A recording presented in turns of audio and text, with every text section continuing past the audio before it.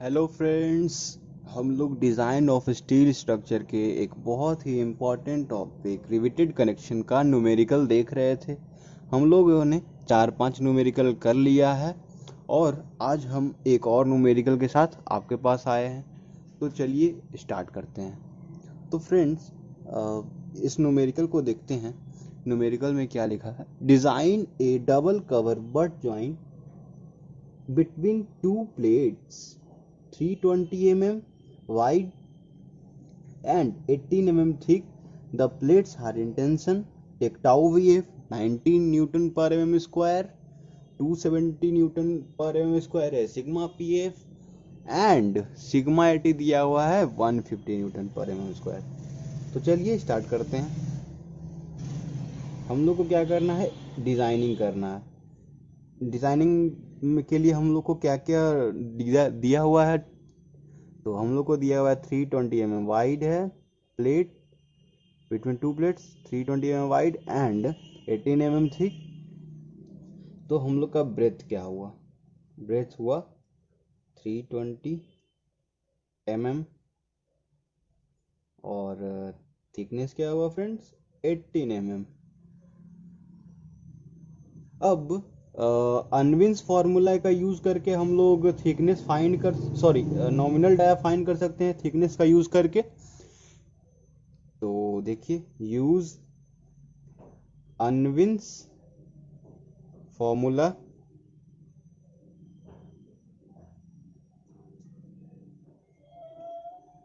For phi that is nominal dia.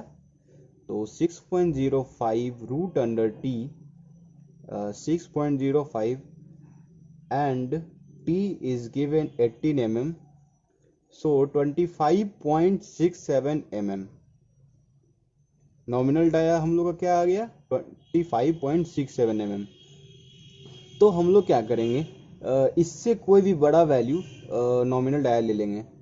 So use phi is equals to 27 ले लेते हैं।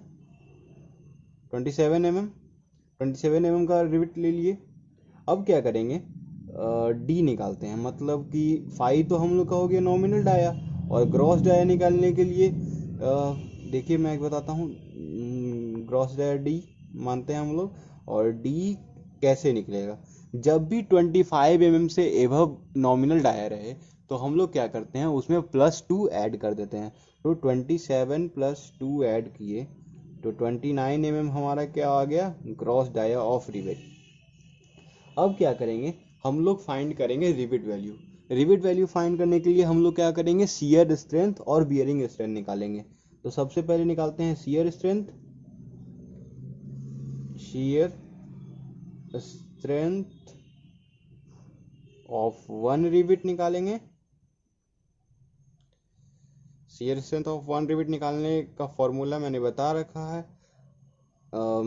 ये हमारा बट जॉइंट है, इस चलते 2 × π/4 × d² × मैंने लेक्चर्स में बताया था कि डबल शेयर रहता है तो उसके लिए 2 मल्टीप्लाई करते हैं, अगर सिंगल शेयर रहता तो यहाँ पे 1 रहता, तो π/4 × d² × सिर्फ हो जाता। तो यहाँ पे डबल शेयर है, चलते 2 × π/4 × d², 29 का स्क्वायर इंटू τvf। तो इसको मैं कैलकुलेटर पे पुट करके बताता हूँ। तो देखिए, 2 × π/4 इंटू 29 का स्क्वायर इंटू τvf। तो हमारा क्या आ जाएगा?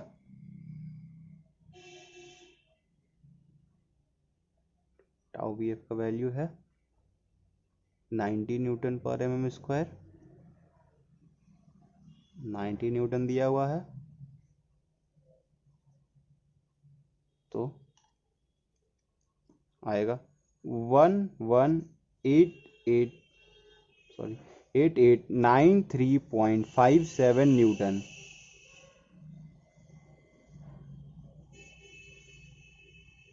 तो फ्रेंड्स, चलिए हम लोग इसको मान लेते हैं 118893 ही मान लेते हैं, उसमें कोई दिक्कत नहीं है। 1183 न्यूटन मान लिए।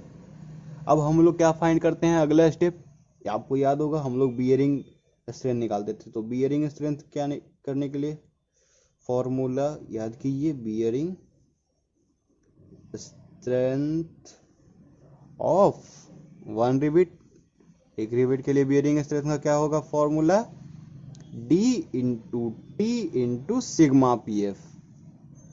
तो ये हो जाएगा D29 इंटू टी, टी है 18 और सिग्मा पी एफ 270।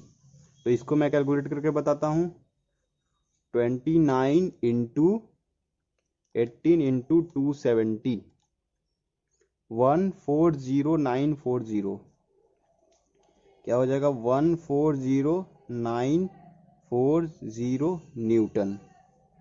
तो फ्रेंड्स हम लोग को पता चल गया शियर स्ट्रेंथ और बियरिंग स्ट्रेंथ।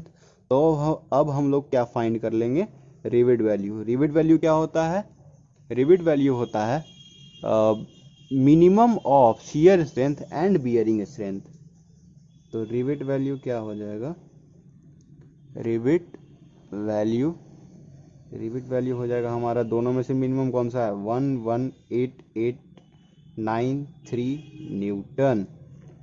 क्या हो गया फ्रेंड्स, 118893 न्यूटन।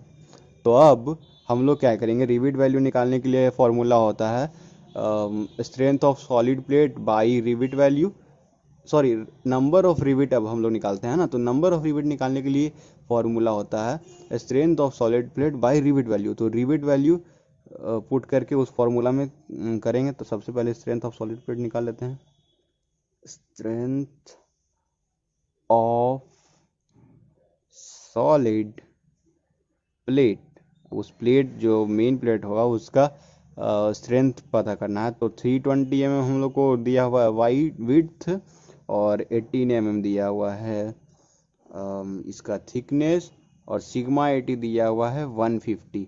फॉर्मूला तो आपको पता होगा, B into T into sigma 80 होता है, तो वो इसी फार्मूला का यूज़ कर रहे हैं हम लोग यहाँ पे।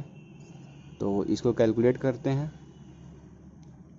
क्या आएगा देखिए, 320 into 18 into 150, 864000 Newton, 64000 Newton.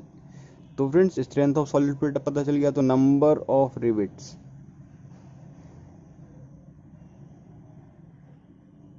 In one plate, एक प्लेट पे कितना नंबर ऑफ रिवेट यूज होगा, तो strength of solid plate by rivet value 118893 किए तो हमारा क्या वैल्यू आ गया, कैलकुलेट कर लेते हैं इसे भी, 864000 डिवाइडेड बाई 118893, 7.26। तो नंबर ऑफ रिबीट का डेटा के लिए आ गया 7.26, पर 7.26 तो हम लोग ले नहीं सकते हैं क्योंकि पॉइंट में करके है। इस चलते इससे बड़ा कोई भी ले लेते हैं, तो 8 रिबीट ले लेते हैं। इवन ज़्यादातर हम लोग कोशिश करते हैं कि इवन ही लें ताकि चेन रिबीटिंग हो जाए तो आसानी से डिजाइनिंग कर सकें। तो 8 रिबीट हो गया। अब क्या करेंगे, हम लोग को तीन चीज़ तो फाइंड करना होता है, नंबर ऑफ रिविट फाइंड करना होता है, मिनिमम पिच रिक्वायर्ड फाइंड करना होता है, और मिनिमम एज डिस्टेंस। तो हम लोग का एक चीज़ फाइंड हो गया है, दो चीज़ फाइंड करना है, मिनिमम पिच रिक्वायर्ड और मिनिमम एज डिस्टेंस। तो मिनिमम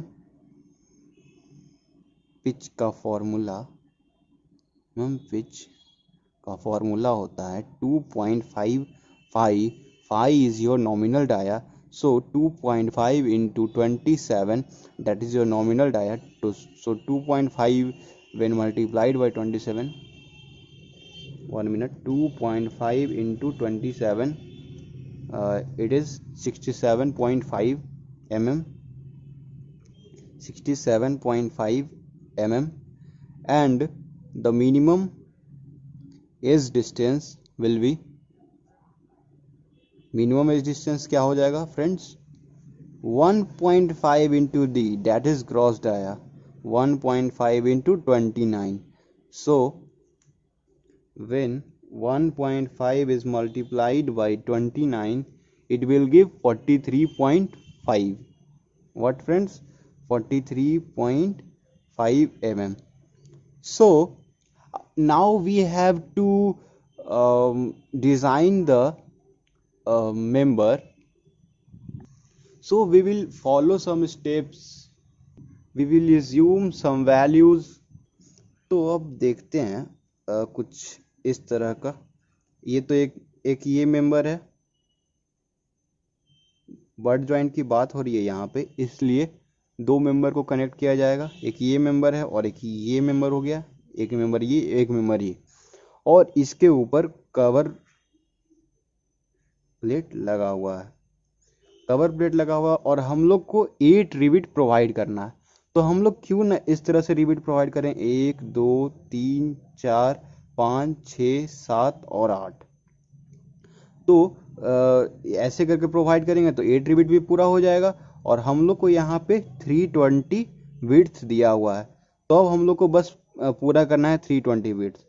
तो हमारा पिच आया है, मतलब ये डिस्टेंस और ये डिस्टेंस, इन दोनों के बीच का डिस्टेंस, दोनों रिविट के बीच का डिस्टेंस, फिर यहाँ पे ये 3 पता करना है, और एज डिस्टेंस हम लोग को पता करना है। तो इससे कोई बड़ा वैल्यू लेते हैं, क्योंकि 67.5 वैसे करके नहीं हो पाएगा। तो इसलिए मैं आपको कैलकुलेटर पे कैलकुलेट करके बताता हूँ। तो क्यों ना 70 ले लिया जाए। तो 70 इंटू 1 2 3 हो जाएगा।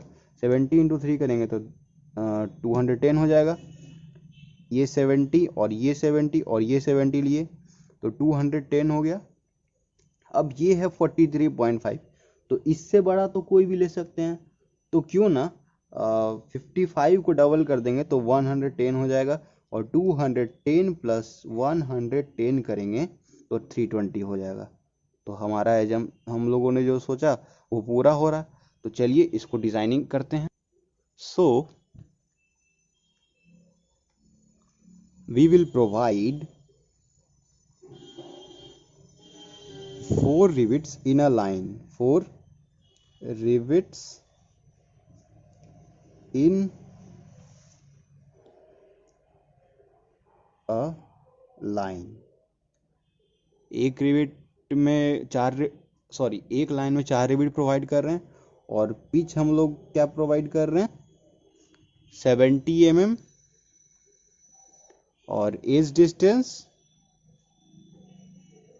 Distance friends 55 mm।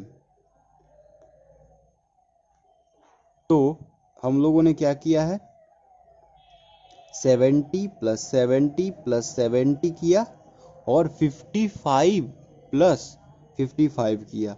ये पूरा करके हम लोगों ने 320 mm लाने का प्रयास किया, जो कि विड्थ के बराबर है।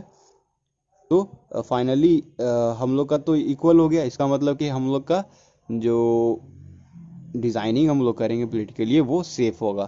तो अब हम लोग प्रोवाइड करते हैं। तो देखिए ये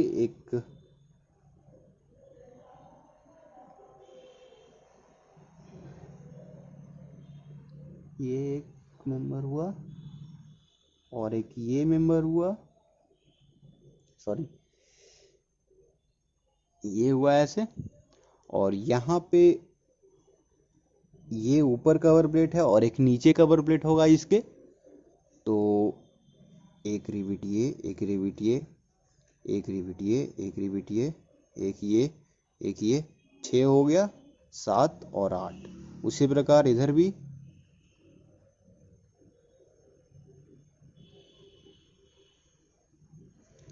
तो फ्रेंड्स देखिए यहाँ पे ये डेटा मैं लिख देता हूँ।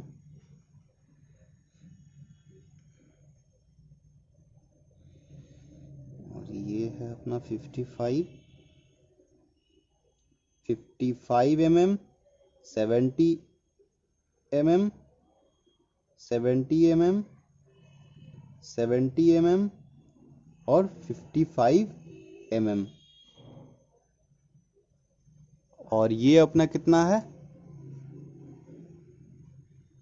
ये कितना है फ्रेंड्स? 320 mm। तो फ्रेंड्स अब देखिए यहाँ पे क्या है। अब इसका सेक्शनल व्यू करते हैं। देखिए यहाँ तक तो ये प्लेट है, और एक मेंबर ये है और एक मेंबर ये है, और उसके ऊपर ऐसे कवर प्लेट लगा हुआ है, ऊपर भी और नीचे भी। ऊपर नीचे कवर प्लेट लगा हुआ है, और यहाँ पे ऐसे रिवेटिंग किया गया, यहाँ पे ऐसे और यहाँ पे ऐसे, फिर ये रिवेट किया गया, और फिर यहाँ पे रिवेट को ऐसे कर देते हैं।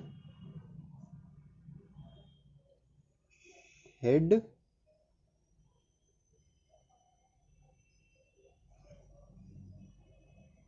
तो फ्रेंड देखा आपने कितनी इजी तरीके से हम लोगों ने इसको सॉल्व कर लिया।